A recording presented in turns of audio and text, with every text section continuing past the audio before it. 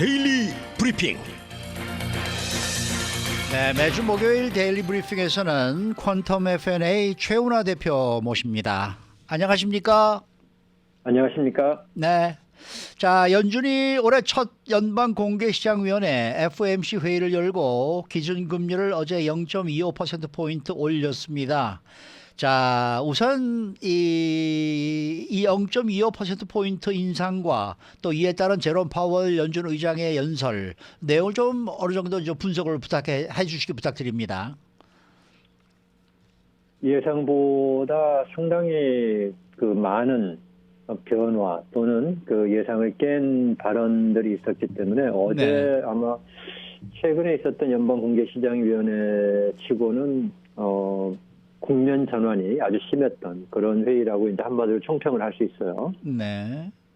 보통 작년에 어떤 일들이 몇 번 반복이 됐냐면은 연준의 연방공개시장위원회가 있기 전에 많은 시장 분석가들이, 금융시장 분석가들이 연준이 조금 긴장 속도를, 긴축 속도를 좀 이렇게 완화할 것이다라는 그런 분위기를 내보였고, 네. 그에 따라서 이제 금융시장도 좋은 반응을 했다가, 그러고 나면 연방공개 시장에서 그런 생각 없다.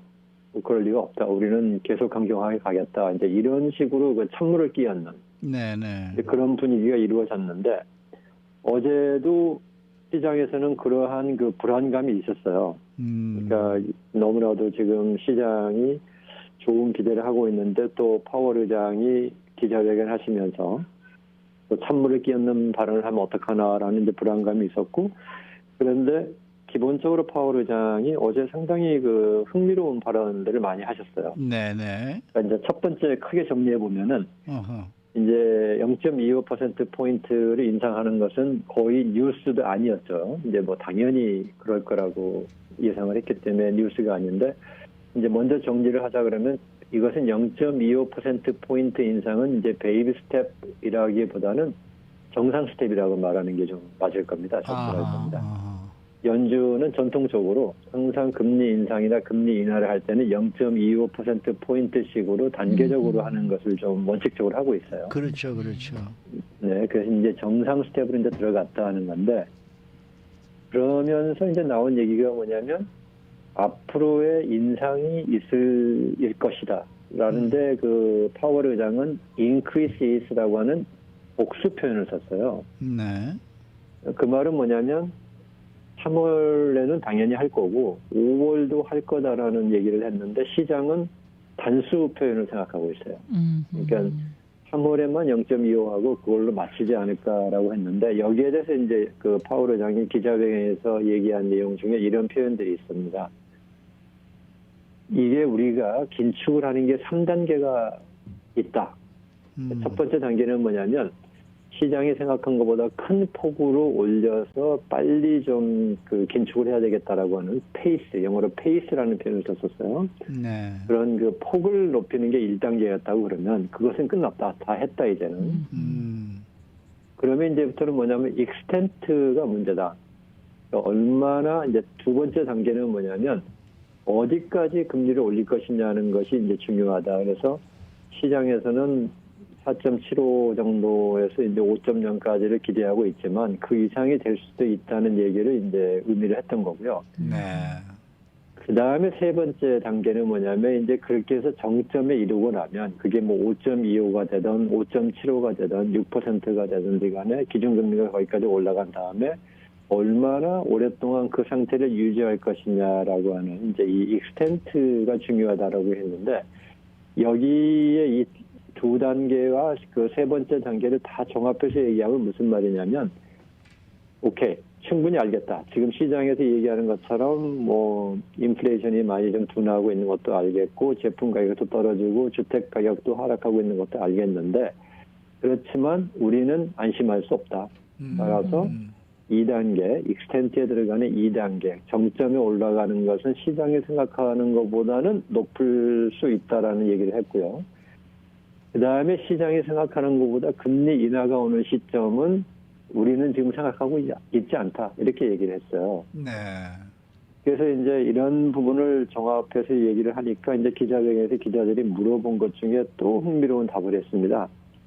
시장은 이렇게 생각하는데 연준은 좀 강하게 할 거라고 얘기를 하시는데 이제 그것에 대한 그 양쪽의 차이를 어떻게 생각하냐 했더니 지난번 회의까지만 해도 시장에 대한 그런 내용을 좀 이렇게 신경 안 쓰는 그런 분위기에 답을 했었는데 어제는 이렇게 표현을 했죠.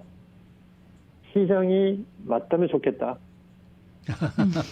아, 우리는 그렇게 안 보는데 어, 시장은 상당히 낙관적이지 않느냐. 어, 그런데 실제로 시장의 낙관적이라는 것은 두 가지죠. 금리 인상폭을 높이지 않을 만큼 그 정도로 물가가 지금 이제 둔화하기 시작하고 있고 그러다 보면은 경제도 연착륙할 수 있는 것이니까 연준도 그에 맞춰서 금리 인상을 좀 이렇게 늦춰줄 수 있지 않느냐. 이것이 시장의 기대인데 그 파월 의장이 얘기하신 건 이런 식으로 얘기를 했어요. 그런 생각도 있고 우리 생각도 있는데 시장이 맞을 수도 있겠다. 근데 시장이 맞을 수 있으면은 우리는 그때 시장의 얘기를 들을 거다. 어허, 그리고 어허, 시장의 얘기가 맞는다고 하면은 연착륙되고 얼마나 좋겠냐. 어허, 어허. 그렇게 얘기를 했어요. 근데 네. 저는 개인적으로는 아주 그 파월 의장의 발언을 높이 평가를 합니다. 어허. 이것은 연준의 어떤 그 고식적이고 권위주의적인 생각이 아니거든요. 네. 우리가 맞다 이런 얘기를 주장하신 것도 아니고 어허, 우리 생각에는 지금 앞으로도 상당 기간은 인플레이션에 대한 위험에 도달하고 있기 때문에 계속 긴축을 해야 되겠는데 만약에 시장이 보는 게 맞다 그러면은 그게 시간이 가면서 데이터로 더 나타나지 않겠느냐. 그러면 우리도 시장의 분위기에 맞춰서 따라가는 것이 당연하지 않겠느냐 이런 거거든요. 네. 이런 태도는 저는 아주 훌륭한 태도라고 생각합니다. 그래서 그래요? 네, 그렇죠. 이 정부의 당국자들이 갖고 있는 그 오류 중에 하나가 본인들의 어떤 엘리트 의식이 있을 수 있어요. 어허, 그러다 보니까 우리가 맞는데 왜 저 시장이 그런 식으로 생각해? 이제 이렇게 생각할 수 있겠지만 어허. 우리가 맞을 수도 있고 시장이 맞을 수도 있다. 근데 우리 생각은 지금 이러한 이유 때문에 조금 아직도 인플레이션의 우려가 있는데 시장이 맞을 수 있지 않겠느냐. 그러면 얼마나 좋겠느냐. 시장이 생각하는 대로. 그러면 연착륙도 되고 금리 인상도 그만큼 안 해도 되고 이런 점은 굉장히 탄력적이죠. 탄력적이어서 어제의 그 연방시장위원회의 결과를 보고 그 이후에 기자회견을 보면서 참 그 파월 의장의 리더십에 대해서 제가 다시 한번 생각해보는 상당히 그 유연하고 탄력적이고 조금 더 지나치게 얘기하면은 겸손하고 이제 이런 부분들을 보면서 연준의 이 그 리더십이라는 게 상당히 그 진화를 많이 했다. 이제 이런 평가를 할 수 있겠고요. 그래서 결론적으로 말씀드리면 연준의 입장은 지금 현재로서는 바뀔 게 없다는 얘기를 하셨고 그렇지만 시장이 보는 것처럼 뭐 그렇게 디스인플레이션도 일어나는 것 같기도 하고 그럴 가능성도 있고 그렇게 되면은 아주 이상적인 연착륙 내지는 심지어는 연착륙도 하지 않고 경제가 어느 정도 성장하면서 인플레이션을 잡을 수 있는 가능성도 있다라는 얘기를 해줬던 게 어제 종합적인 그 연방공개시장위원회 그 의견이었다 이렇게 내릴 수 있겠습니다. 혹시 연준이 그렇게 주도적인 입장이 아니고 살짝 좀 어느 정도 이 좀 포인트에서 좀 비켜서겠다라는 그런 의도적인 발언은 아닐까요? 뭐 그런 뜻이라고 보이지는 않고요. 그 연준에서는 이제 지금 그 파월 의장의 시절이 그러니까 그 전에 이제 옐런 의장이나 또는 그 그린스펀 의장이나 그 다음에 또 버냉키 의장 시절과 조금 차이가 있는 게 뭐가 있냐면 다른 위원들의 발언이 많아요. 전에보다.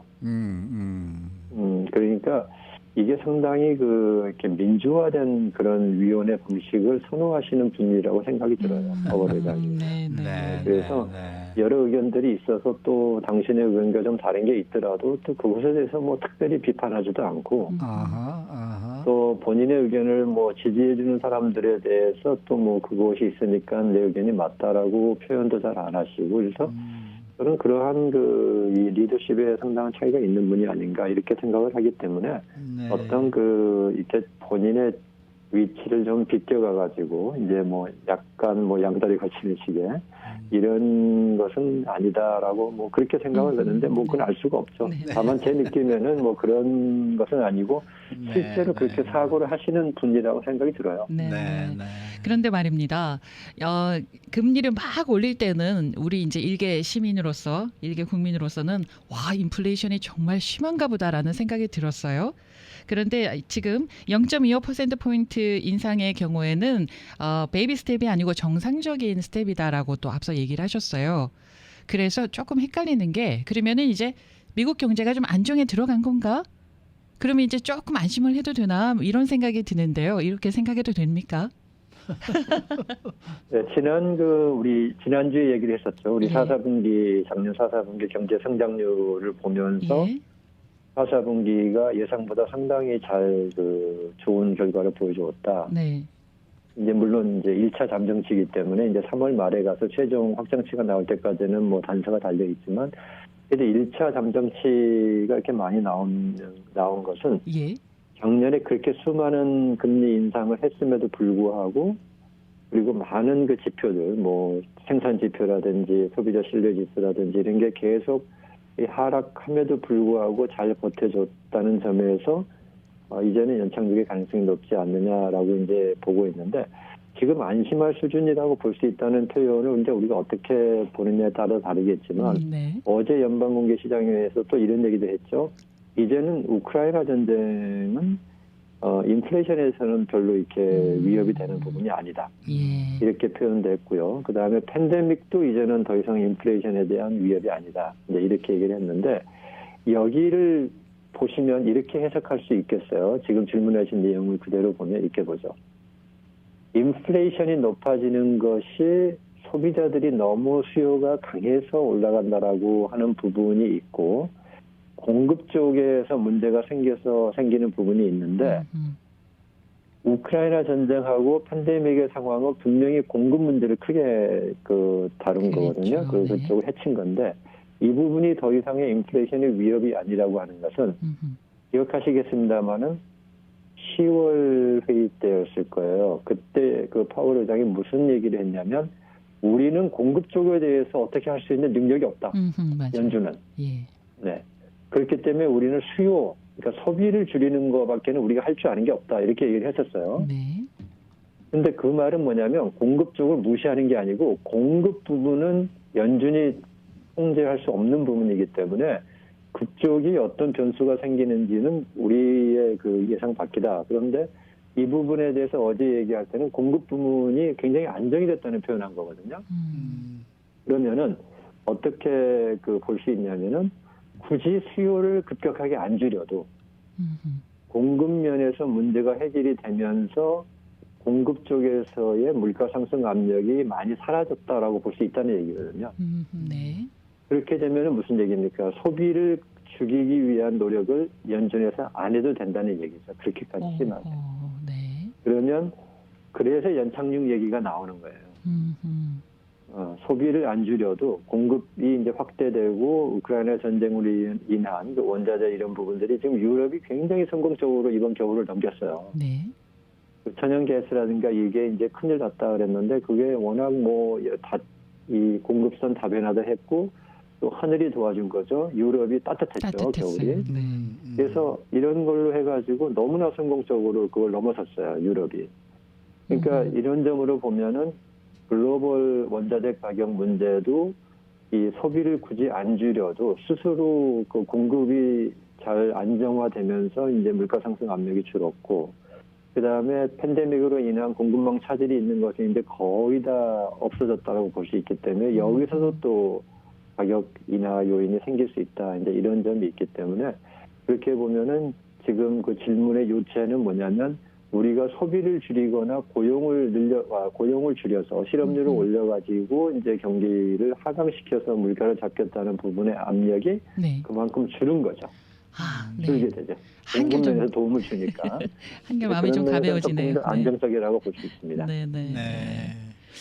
그런데 이제 뭐 제롬 파월 의장은 이제 앞으로 뭐 두 차례 더 인상 시기 가능성을 이제 언급을 하셨고 또 시장에서는 또 아니다 한 번만 더 인상을 하고 이제 금리 인상이 마무리되지 않겠느냐 이런 기대감이 또 저 지금 나오고 있거든요. 어떻게 보세요? 이번에 그 연준과 시장이 지금 엇박자를 계속하고 있다라는 지적도 나오고 있는데 거기에 대해서는 어떻게 보십니까?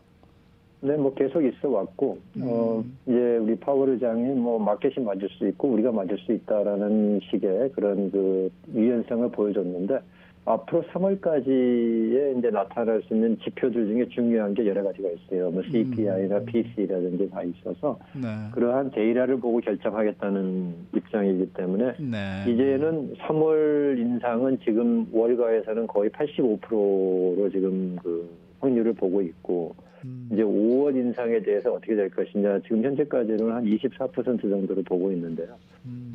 그 3월까지 나온 자료들을 보고 나서 그런 방향이 정해질 것인데 지금 현재와 같은 분위기가 계속 된다고 그랬을 때는 사실 5월에 인상을 안 할 수 있는 가능성도 꽤 있습니다.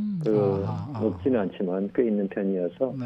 이제 여기에 대해서 파월 의장이 어제 얘기하신 핵심은 바로 그거죠. 우리는 데이터를 보고 우리가 하겠다. 우리는 뭐 무조건 정해놓고 5월에도 꼭 올리겠다. 이런 입장이 아니다라고 한 발 물러섰기 때문에 이제는 3월의 지표들을 보고서 저희들이 판단을 해야 되는 그런 상태입니다. 네. 그럼 3월까지는 주가는 어떻게 좀 오름세가 계속 이어질까요? 어떻게 될까요? 어제 그 질문도 나왔어요. 기자회견에서. 네. 그러니까 주가가 오르는 것을 걱정하지 않느냐. 예. 이제 그 말은 뭐냐면은 주가가 오르면 또 다시 인플레이션의 압력이 생길 수 있다는 그 기자, 로이터 통신 기자였을 거예요. 네, 네. 근데 거기가 질문을 했더니 파월 의장의 답은 이겁니다. 주가가 오르고 이런 식으로 그다음에 그 채권의 금리가 내리고 이런 부분들은 이제 금융시장이 완화된다는 건데 그것 때문에 다시 인플레이션의 위험이 올라간다고 생각하지는 않는다. 왜냐하면 그 두 가지 말고도 연준이 그동안 만들어 놓은 수많은 긴축 정책이라는 게 아직도 작동을 하고 있기 때문에 이제 그것이 별로 큰 영향이 아니라고 생각한다라고 얘기를 해줬고 주식시장은 지금 뭐 사실 어제 오늘은 뭐 기대감에 들떠 있죠. 들떠 있고 네. 이제 이런 부분이 있는데 그것은 뭐 주식시장의 향방은 뭐 누구도 알 수 없는 거기 때문에 이제 네. 저희들이 뭐라고 할 수는 없지만 주식시장은 이제 그거 말고도 지금 실적 발표가 있고 그 다음에 지금 그 대량 해고를 하고 있는 테크 기업들의 이제 실적이 좋아질 수 있는 그런 가능성도 있기 때문에 이쪽의 방향은 한 가지 방향은 분명해요. 지금 성장주 쪽으로 많이 몰렸어요. 지난 뭐 한 며칠 사이에. 네, 네. 그러니까 그쪽으로 간다는 것은 굉장히 긍정적인 전망을 하고 있다는 거. 그런데 이면은 이제 연준이 뭐 니네가 아무리 그래봐야 계속 긴축 정책을 유지하겠느냐 그런 해석을 하고 있다는 거죠. 알겠습니다. 오늘 말씀 잘 들었습니다. 네, 감사합니다. 네, 지금까지 퀀텀 F&A 최은하 대표와 함께했습니다.